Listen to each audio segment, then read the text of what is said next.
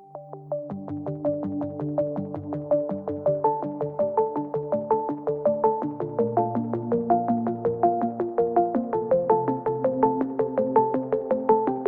राम राम साथियों। एक बार पुनः आपका हार्दिक स्वागत है ग्लोरियस क्लासेज के इस ऑनलाइन प्लेटफॉर्म पर। देखिए, अपने भैया टॉपिक राजस्थान के प्रमुख राजवंशों का स्टार्ट किया था और आज से अपन है वो राजस्थान के राजवंशों का अध्ययन करना शुरू करते हैं। और इसमें देखिए, सबसे पहला राजस्थान का जो प्राचीन राजवंश है वो है गुर्जर प्रतिहार राजवंश। गुर्जर प्रतिहार राजवंश।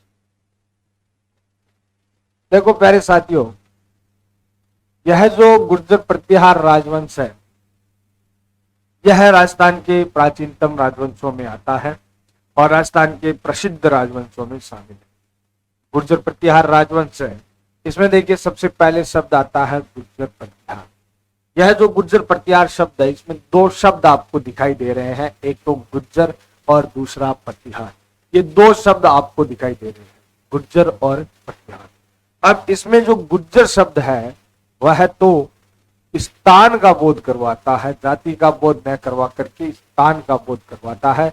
और प्रतिहार जो शब्द है, यह प्रतिहार शब्द है, वह जाति का बोध करवाता है, स्थान का बोध न करवा करके प्रतिहार शब्द जो है यह जाति का बोध करवाता है। अब देखिए, एक्चुअल में हुआ क्या था, जाति थी प्रतिहार, प्रतिहार वंश के शासक थे और गुजरात्रा पर इन्होंने शासन किया था। तो प्रतिहार वंश के शासक गुजरात्रा पर, गुजरात्रा का मतलब हो गया गुजरात, ठीक है, गुजरात के क्षेत्र पर इन्होंने शासन किया था और इस कारण से ये क्या कहला है, गुर्जर प्रतिहार कह रहे थे। ठीक है, प्रतिहार वंश के शासक गुजरात्रा शासन किया तो क्या कहलाए, गुर्जर प्रतिहार कहला। अब जाति जो है वह है प्रतिहार। प्रतिहार प्रतिहार है, इसका शाब्दिक अर्थ होता है द्वारपाल। प्रतिहार का शाब्दिक अर्थ होता है द्वारपाल। और प्रतिहार वंश के जो शासक है वो स्वयं को भगवान श्री राम के प्रतिहार, भगवान श्री राम के प्रतिहार।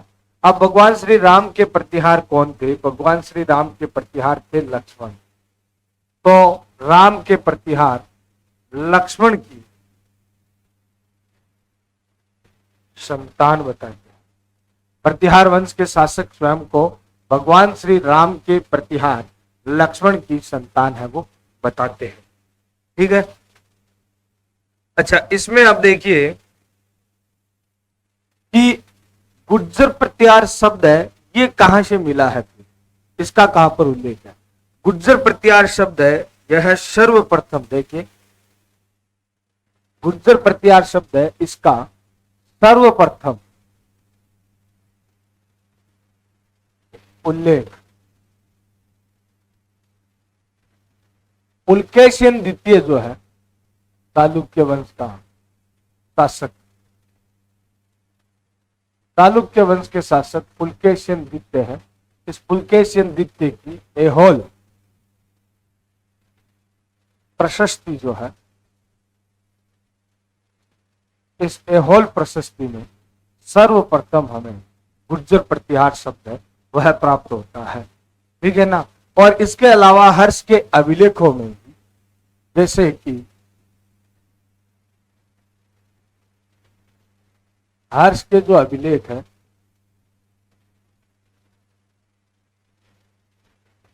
उनमें भी यह शब्द हमें गुर्जर प्रतिहार शब्द है यह प्राप्त होता है। गुर्जर प्रतिहार जो है इनके बारे में अपन ने जैसे राजपूतों की उत्पत्ति में पढ़ाई था, राजपूत है उनको अलग अलग स्थानों से और से उत्पत्ति में मत अपने को प्राप्त होते हैं, वैसे ही जो प्रतिहार गुर्जर प्रतिहार है उन गुर्जर प्रतिहारों के भी हमें अलग अलग मत है वो प्राप्त होते हैं। देखिए कौन कौन से मत है वो मिलते हैं, तो उस पर अपन बात करते हैं। सबसे पहले देखिए गुर्जर प्रतिहार है। गुर्जर प्रतिहार है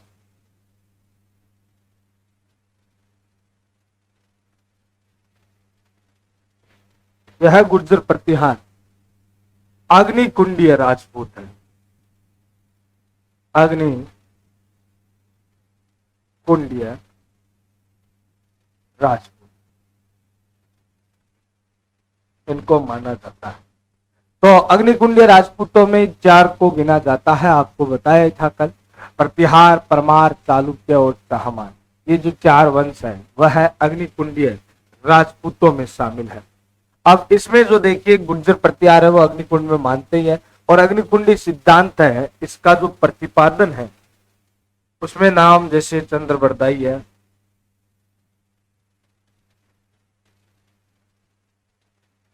तो ये मल मिश्रण है,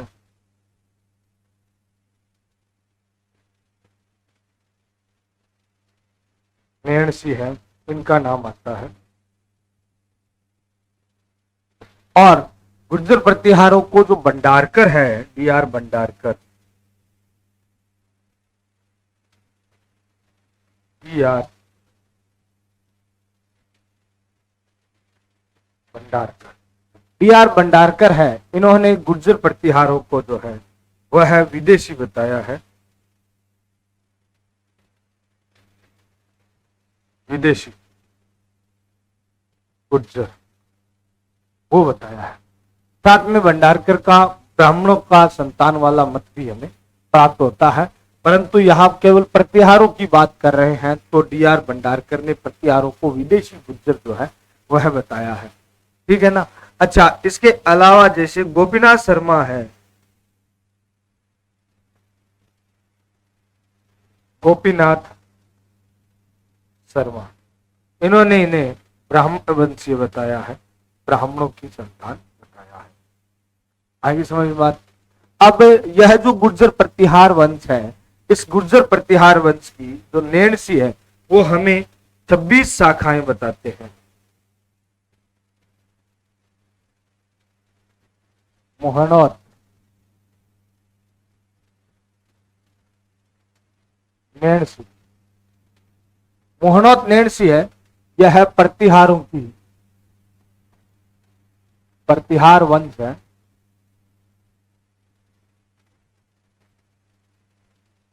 छब्बीस शाखाएं बताते हैं। मोहनौत नेणसी प्रतिहार वंश की 26 शाखाएं बताते हैं।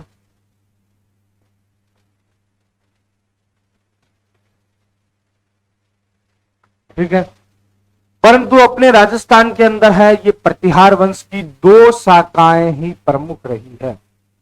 प्रतिहार वंश की 2 प्रमुख शाखाएं हैं। नंबर 1 है प्रतिहार वंश की मंडोर शाखा,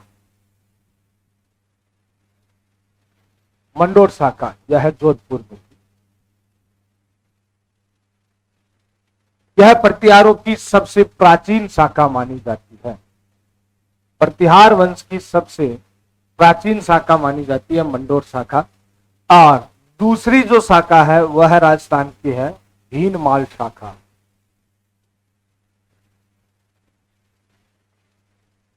यह है प्रतिहार वंश की, ये अपने जालोर के अंदर है, और प्रतिहार वंश की सबसे शक्तिशाली शाखा है वह मानी जाती है।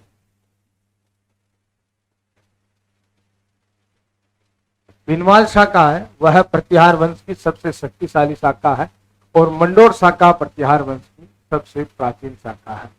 ठीक है ना।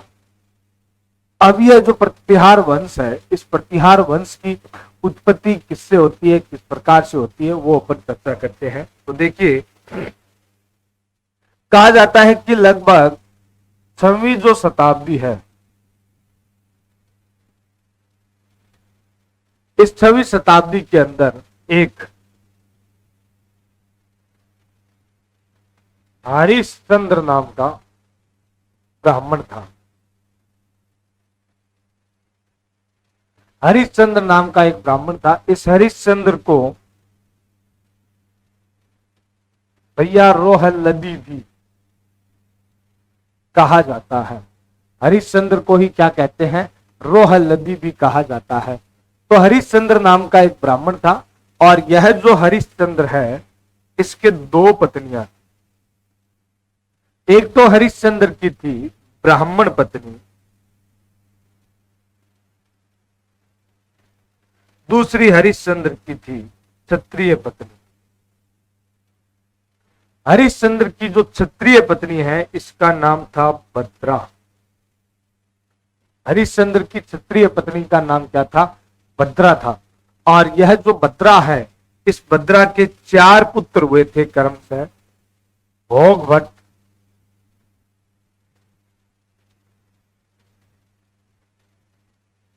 कक,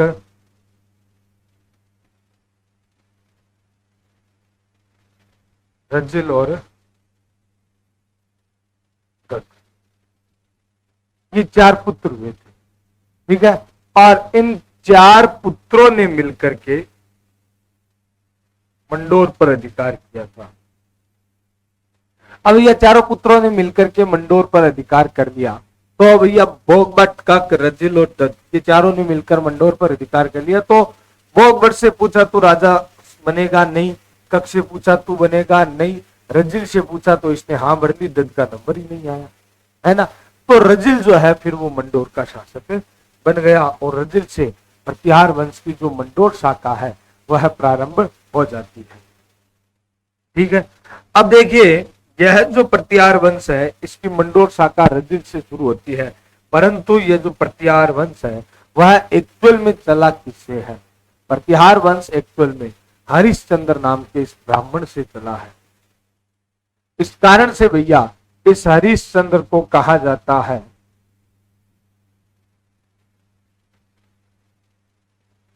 प्रतिहार वंश का संस्थापक, स्थापन करता, कुछ भी नाम आ जाए, स्थापन करता,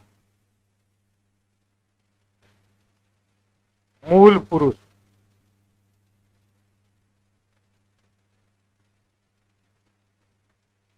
आदि पुरुष,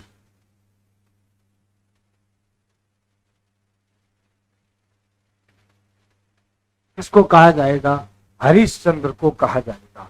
प्रतिहार वंश का स्थापन करता, संस्थापक, मूल पुरुष, आदि पुरुष है, वो इस हरिश्चंद्र नाम के ब्राह्मण को कहा जाता है, ठीक है। और मंडोर शाखा का जो संस्थापक है, चारों भाइयों ने मंडोर को जीता, बट शासन कौन करता है रजिल है वो शासन करता है। तो रजिल को कहा जाता है प्रतिहार वंश की मंडोर शाखा का संस्थापक। और प्रतिहारों की सबसे पहले अपन मंडोर शाखा है, इसी का अपन अध्ययन करने वाले हैं। तो चलिए प्रतिहार वंश की अपन शुरू करते हैं, मंडोर शाखा।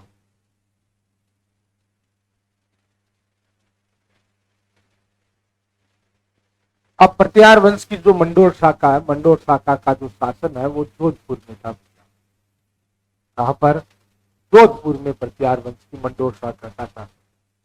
अब मंडोर शाखा है, इसका पहला शासक हो जाएगा रजिल, ठीक है।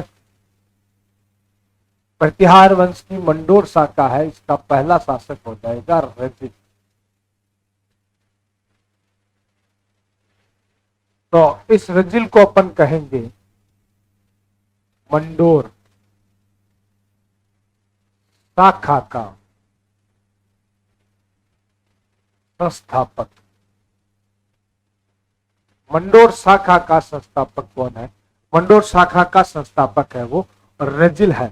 और इसके द्वारा मंडोर में एक कहा जाता है, मंडोर में इन्होंने राजसूय यज्ञ का आयोजन भी किया था। मंडोर में राजसूय यज्ञ जो है, इस राजसूय यज्ञ का भी आयोजन जो है वह रजिल ने किया था। रजिल के बाद अब देखो कई शासक है वो इस प्रतिहार वंश की मंडोर शाखा के अंदर होते हैं, ठीक है ना। और मंडोर शाखा प्रतिहारों की सबसे पुरानी, सबसे प्राचीन शाखा है, और इस कारण से हमें इस मंडोर शाखा की अल्प जानकारी है वो प्राप्त होती है, न्यून जानकारी प्राप्त होती है। दो ही अभिलेख है केवल भैया, एक तो मंडोर के विष्णु मंदिर की जो वंशावली है वह है, और दूसरा जो अभिलेख है वो अपने कौन सा है, दूसरा अभिलेख है वो है गठियाला शिलालेख। इन दो के अलावा तीसरा हमारे पास कोई स्रोत नहीं है जिससे हमें मंडोर शाखा की जानकारी प्राप्त हो। तो इस कारण से यह जो मंडोर शाखा है यह प्रतिहारों की सबसे प्राचीन शाखा है और मंडोर शाखा हमें अल्प जानकारी देती है। फिर भी इस शाखा के जो शासक बने हैं उन शासकों की थोड़ी बहुत जानकारी है वो हमें प्राप्त होती है, या अपन ऐसे सरल भाषा में कह सकते हैं एक दो क्वेश्चन जो है वो यहाँ से मिलते हैं। जैसे रज्जिल है, इसके बाद में एक नरबट नाम का राजा होता है, नरबट। नरबट को चीनी यात्री वेनसांग जो है, चीनी यात्री वेनसांग ने नरबट को पेलो पली, नरबट को वेनसांग ने पेलोपली है इस नाम से संबोधित किया है,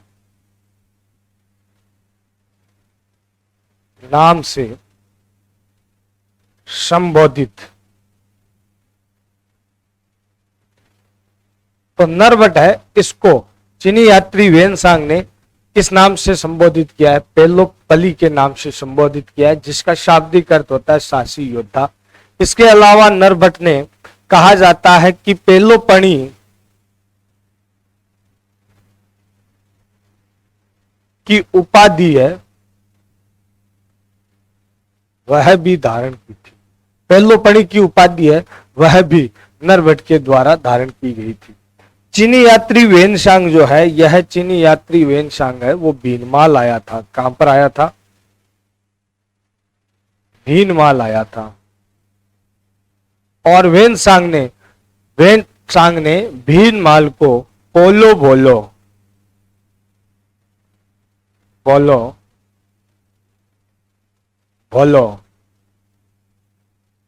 के नाम से संबोधित किया है। ठीक है, उसके बाद में एक नागभट्ट प्रथम नाम का इस मंडोर शाखा के अंदर शासक हुआ है, और यह जो नागभट्ट प्रथम है भैया, इस नागभट्ट प्रथम ये मंडोर शाखा का है, और इसने कहा जाता है कि भैया मेड़ता पर अधिकार किया था। मेड़ंतपुर के नाम से उसे जाना जाता था उस समय, और मेड़ता पर इसने अधिकार किया। मेड़ता पर अधिकार करने के पश्चात जो है इसने भैया मंडोर के स्थान पर मेड़ता को अपनी राजधानी बना लिया था। नागभट्ट प्रथम का प्रश्न यही है, इसने मंडोर के स्थान पर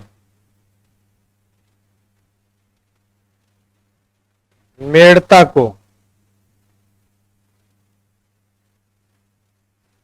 अपनी राजधानी बनाया।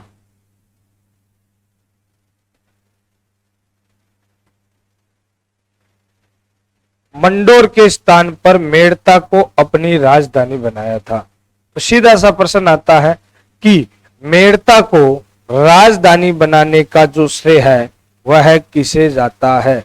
तो मेड़ता को राजधानी बनाने का जो श्रेय है वह नागभट्ट प्रथम को जाता है। ठीक है ना। अच्छा, इसके बाद में एक यहां पर राजा होता है भैया यशोवर्धन नाम का। यशोवर्धन नाम का एक राजा होता है, इसका भी एक प्रश्न यहां पर बनता है। इसने यशोवर्धन ने वैष्णव धर्म है इसको वैष्णव धर्म को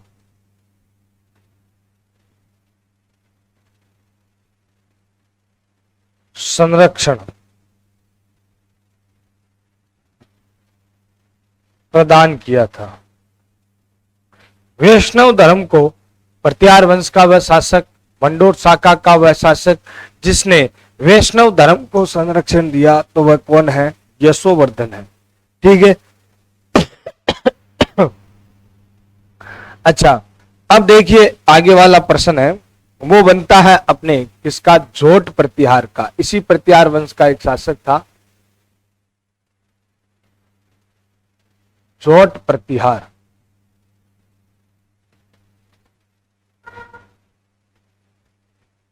अब यह जो जोट प्रतिहार है, इस जोट प्रतिहार का भी एक प्रश्न बनता है, बड़ा महत्वपूर्ण है। देखिए, जोट प्रतिहार प्रतिहार वंश का एक वीणा वादक शासक था। प्रतिहार वंश का वीणा वादक शासक था।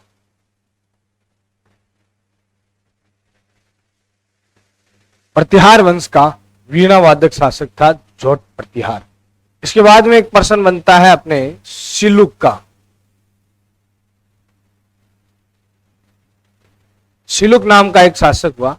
इसने कहा जाता है कि जैसलमेर के देवराज भाटी है, इसको पराजित किया था। देवराज भाटी को इसने पराजित किया और देवराज भाटी को पराजित कर त्रावण क्षेत्र, त्रावण क्षेत्र किसको कहा गया भैया, त्रावण क्षेत्र कहा गया है जैसलमेर के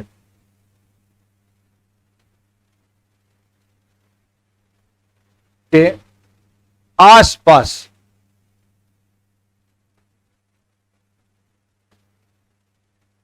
का क्षेत्र। जैसलमेर के आसपास का यह जो क्षेत्र है, नजदीकी सीमावर्ती जो क्षेत्र है, इस क्षेत्र को त्रावण क्षेत्र के नाम से संबोधित किया गया है।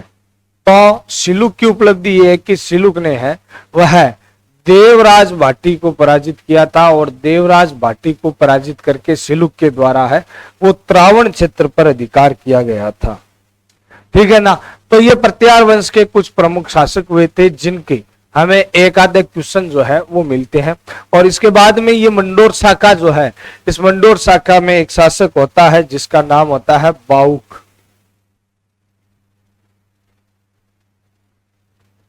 प्रतिहार वंश का शासक था बाउक। बाउक के द्वारा 836 ईस्वी में मंडोर के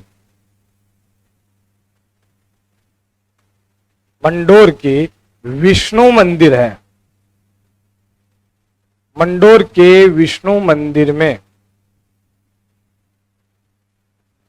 अपनी वंशावली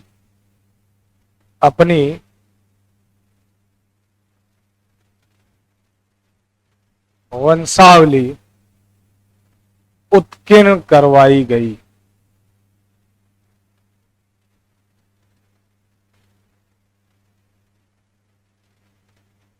जी हां, मंडोर के विष्णु मंदिर में अपनी वंशावली उत्कीर्ण करवाई थी। किसने?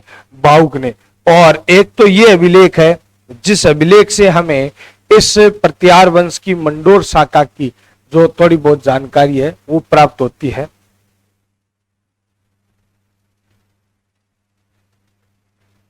ठीक है।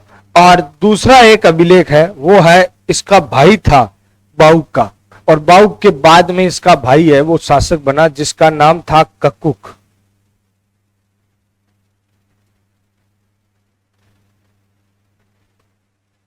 ककुक नाम का एक शासक हुआ और ककुक ने 861 ईस्वी में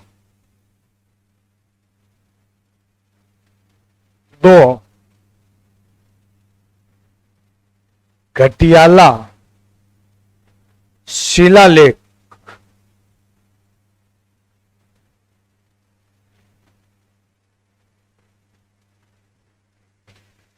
शिलालेखों की, ये घटियाला कहां पर है? जोधपुर में है। तो घटियाला जो शिलालेख है उन शिलालेखों की स्थापना करवाई थी।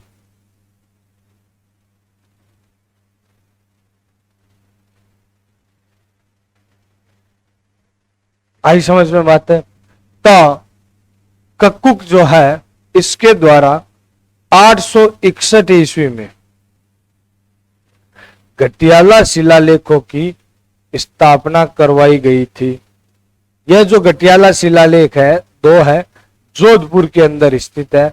और इस गटियाला जो शिलालेख है, इस शिलालेखों से हमें कक्कुक के द्वारा विजय साम्राज्य विस्तार का उल्लेख किया गया है और कक्कुक के द्वारा प्रजा के प्रति, प्रजा के कार्य करते हुए उनका जो सानिध्य है, तो प्रजा का सम्मान है, वो प्राप्त करने का उल्लेख है, वो किया गया है। कक्कुक के बाद भैया कौन शासक बना, कौन नहीं बना, इसकी जानकारी है वह हमें प्राप्त नहीं होती है। ठीक है ना। कक्कुक है, इसके बाद में एक लंबे समय तक इस मंडोर शाखा में कौन शासक रहे, कौन नहीं रहे, उसकी जानकारी नहीं मिलती है। बाद में ये जानकारी जरूर मिलती है कि लगभग 1394-95 ईस्वी की बात है कि उस समय अपने मारवाड़ के शासक जो रावचुंडा थे, मारवाड़ के शासक रावचुंडा है, इनके द्वारा मंडोर को मुस्लिमों से मुक्त करवाया गया था और इस समय इंदा प्रतिहार शाखा का मंडोर पर शासन था और इन्होंने, इंदा प्रतिहारों ने अपनी पुत्री का जो विवाह है वह चुंडा से करवाया और मंडोर को, चुंडा को दहेज में दे दिया था, वो भी बहुत लेट जाकर। और यहाँ 861 के बाद के जो वंश है उसकी जानकारी नहीं मिलती है। आगे समझ में। तो मंडोर शाखा के ये कुछ एक प्रमुख शासक थे जिनकी हमें जानकारी मिलती है। अब अपन थोड़ी सी चर्चा गटियाला शिलालेख पर करते हैं। राजस्थानी हिस्ट्री के अंदर है, राजस्थान के इतिहास में इसमें गटियाला शिलालेखों का काफी महत्व है। ऐतिहासिक स्रोतों में अपन ने देखा भी था। देखिए, यह जो गटियाला शिलालेख है उससे पहले मैं आपको देखिए बताता हूं एरण अभिलेख के बारे में। एरण अभिलेख इंडियन हिस्ट्री में आता है, 510 ईस्वी का है। एरण अभिलेख कब का है? 510 ईस्वी का है एरण अभिलेख। और यह जो एरण अभिलेख है कब का है? 510 ईस्वी। किसका है? यह है गुप्त वंश के शासक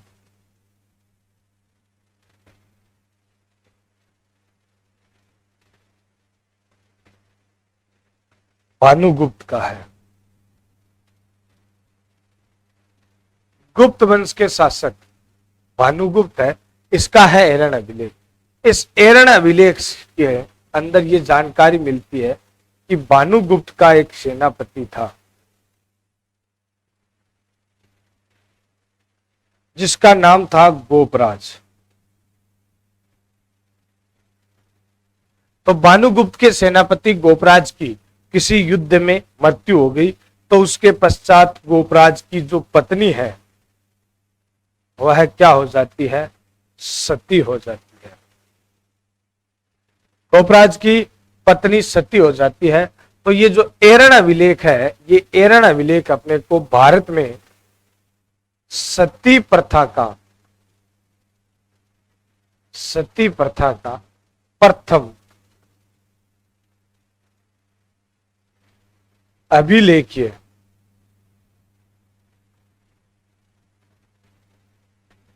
साक्ष्य प्रस्तुत करता है। एरण अभिलेख भारत में सती प्रथा का पहला अभिलेखीय साक्ष्य प्राप्त करता है। ये तो बात हो गई भारत की। ऐसे ही अपने राजस्थान में जो गटियाला शिलालेख है,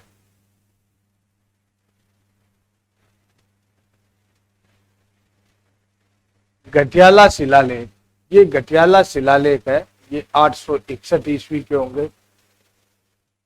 और ये किसके हैं? यह कक्कुक के हैं। गटियाला शिलालेख है वह है राजस्थान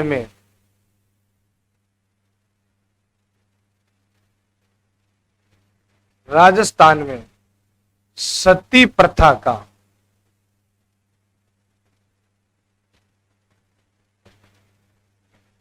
प्रथम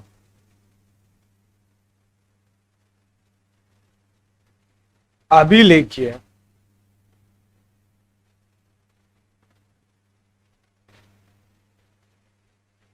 साक्ष्य प्रस्तुत करते हैं। तो भारत में सती प्रथा का पहला जो अभिलेखीय प्रमाण है वह हमें प्राप्त होता है एरन अभिलेख से, और राजस्थान में है वो सती प्रथा का पहला जो अभिलेखीय प्रमाण है, साक्ष्य है, वो प्राप्त होता है गटियाला शिलालेखों से, जिससे हमें जानकारी प्राप्त होती है कि संपल देवी नाम की एक महिला थी जो किसी रेणुका नाम के सैनिक की पत्नी थी, और यह रेणुका की मृत्यु के बाद में क्या हो जाती है, सती हो जाती है। ठीक है ना। अब भारत में जिस प्रकार से भैया यह गोपराज की जो पत्नी है वो भारत की पहली सती मानी जाती है, वैसे ही ये संपल देवी जो है यह अपने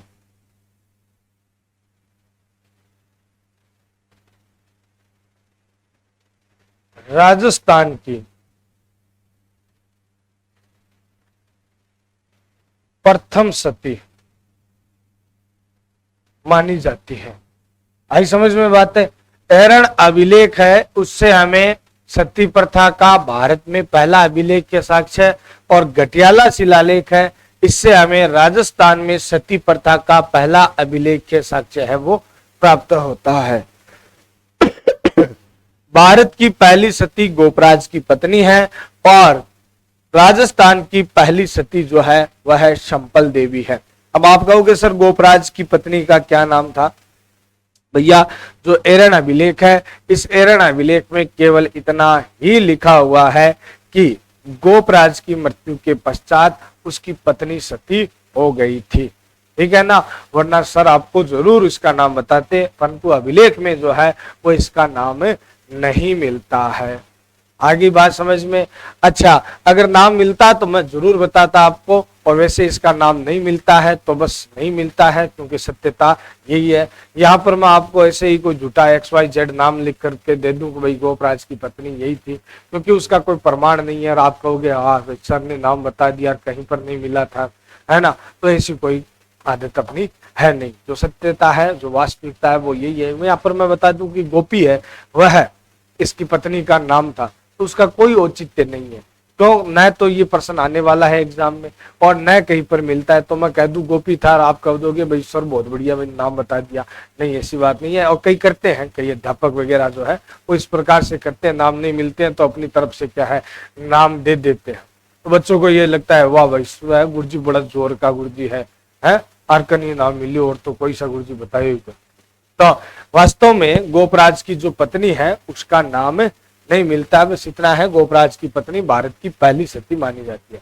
तो राजस्थान की पहली सती होगी, भारत की पहली सती होगी, और इनको देख करके मन में इस प्रकार से जिज्ञासा उत्पन्न हो जाती है कि भैया लास्ट सती भी कोई होगी। तो देखो इसके बारे में भी मैं बता दूं आपको कि भारत और राजस्थान की जो अंतिम सती है एक ही है अभी तक। अंतिम सती यह है रूप कंवर। रूप कंवर, रूप कंवर जो है वह माल सिंह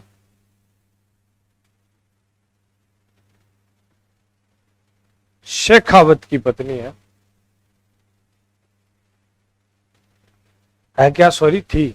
तो माल सिंह शेखावत की पत्नी रूप कंवर है, यह अंतिम सती मानी जाती है। राजस्थान और भारत दोनों में यही है। ठीक है ना। मूल रूप से रूप कंवर जो है यह दिवराला गांव सीकर से थी, और ज्यादा समय है इनको सती हुए नहीं हुआ है। 4 सितंबर 1987 ईस्वी को जो है वह रूप कंवर सती हुई थी। तो दिवराला गांव सीकर की जो रूप कंवर है माल सिंह शेखावत की पत्नी, यह 4 सितंबर 1987 को सती हुई थी, और यही जो रूप कंवर है यह मानी जाती है राजस्थान की लास्ट शक्ति, और ये राजस्थानी नहीं अपितु संपूर्ण भारत की अंतिम शक्ति मानी जाती है रूप कंवर। आगे बात समझ में। और यहाँ पर जैसे अपन ने है वह ककुक तक अध्ययन किया था, और ककुक के बाद मैंने जो आपको है वो बताया था, अभी अपन घटियाला शिलालेख जो चल रहा था उस घटियाला शिलालेख पर अपन चर्चा करने लग गए थे। और इसी क्रम में मैं आपको एक बात और बता दूं कि ककुक है ककुक प्रतिहार वंश की मंडोर शाखा का शासक था, और ककुक के बाद है यहां मंडोर में कौन शासक बना, किसने शासन किया, बाद के साक्ष्य जो है वह हमें प्राप्त नहीं होते हैं।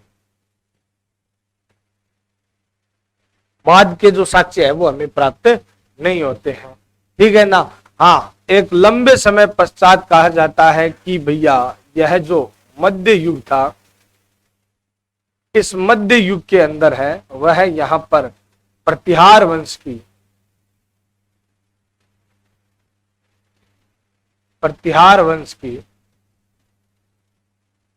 इंदा शाखा का शासक था।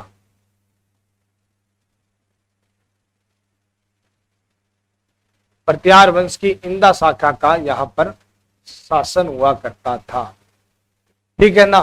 और इन इंदा जो प्रतिहार है, इन इंदा प्रतिहारों पर जो मालवा के मुस्लिम आक्रमणकारी थे, उन मालवा के मुस्लिम आक्रमणकारियों ने आक्रमण करके इंदा प्रतिहारों पर अधिकार कर लिया, मंडोर पर अधिकार कर लिया, और इनको अपना जो है वो गुलाम बना लिया था, दास बना लिया। तब कहा जाता है मारवाड़ के शासक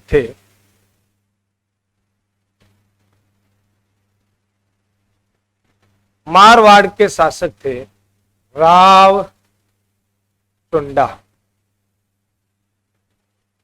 तो मारवाड़ के शासक राव चुंडा है, इन्होंने मुस्लिमों से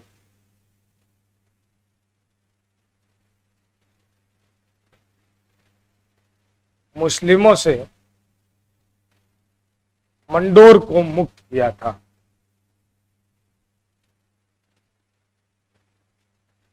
और मुस्लिमों से मंडोर को मुक्त करके इंदा प्रतिहारों को मंडोर दे दिया।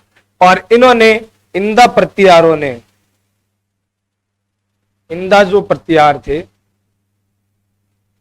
इंदा प्रतिहारों ने अपनी पुत्री है इसका विवाह है चुंडा से करवा दिया। राव चुंडा से है वह है पुत्री का विवाह करवा दिया, और राव चुंडा से पुत्री का विवाह करवा करके मंडोर जो है, मंडोर राव चुंडा को दहेज में दे दिया।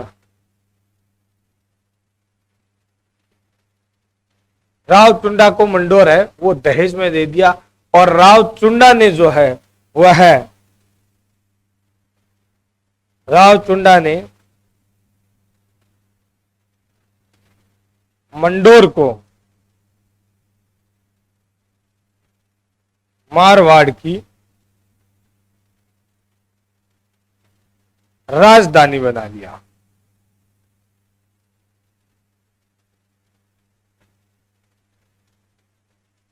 मंडोर को चुंडा ने मारवाड़ की राजधानी बना लिया। लगभग 1394-95 ईस्वी की ये संपूर्ण घटना है, और 95 में जो मंडोर है वह मारवाड़ की राजधानी बन गया था। तो इसके साथ ही प्रतिहार वंश की मंडोर शाखा जो है वो अपने समाप्त हो जाती है। आज की क्लास में जो है वह अपन ने प्रतिहार वंश है इसके बारे में अध्ययन करना शुरू किया था।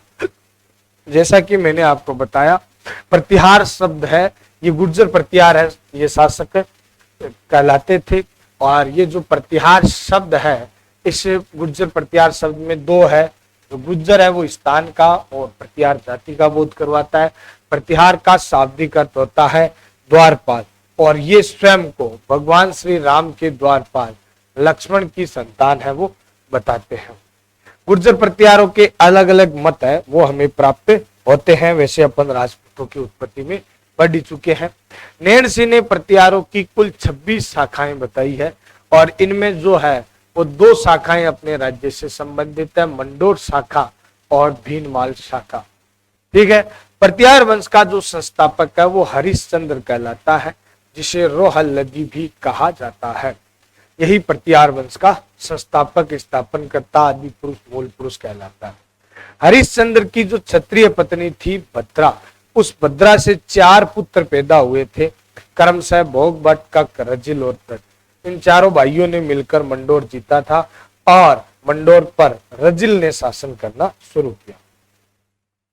फिर अपन ने मंडोर शाखा है वो पढ़नी शुरू की, जिसमें हमें मिला कि पहला शासक रजिल जो है, इस रजिल ने भैया मंडोर को राजधानी बनाया, यहाँ पर राजसूय यज्ञ का भी आयोजन किया। नरभट्ट है, इसको वेनसांग ने पेलोपली के नाम से संबोधित किया था। नागभट्ट प्रथम है, इसके द्वारा मंडोर के स्थान पर मेड़ता को अपनी राजधानी बनाया गया था। यशोवर्धन जो है इस मंडोर शाखा का पहला शासक था, जिसने वैष्णव धर्म को संरक्षण प्रदान किया था। उसके बाद में अपन ने देखा जोट प्रतिहार, जो प्रतिहार वंश का वीणा वादक था शासक। शिलुक जो है इसने देवराज भाटी वल्लनगर यानी जैसलमेर के देवराज भाटी को पराजित करके त्रावण जो क्षेत्र है इस पर अधिकार किया था। ठीक है। बाहु के द्वारा 836 ईस्वी में मंडोर के विष्णु मंदिर में अपनी वंशावली उत्कीर्ण करवाई गई थी, जिससे हमें इसकी थोड़ी बहुत जानकारी मिलती है। और दूसरा अभिलेख जो है जिससे मंडोर शाखा की जानकारी मिलती है वो है ककुक ने स्थापित करवाया 861 ईस्वी के अंदर घटियाला शिलालेख। इन 2 ही अभिलेखों से हमें मंडोर के विष्णु मंदिर की वंशावली और घटियाला शिलालेख, इन 2 से ही हमें इस शाखा की जानकारी मिलती है।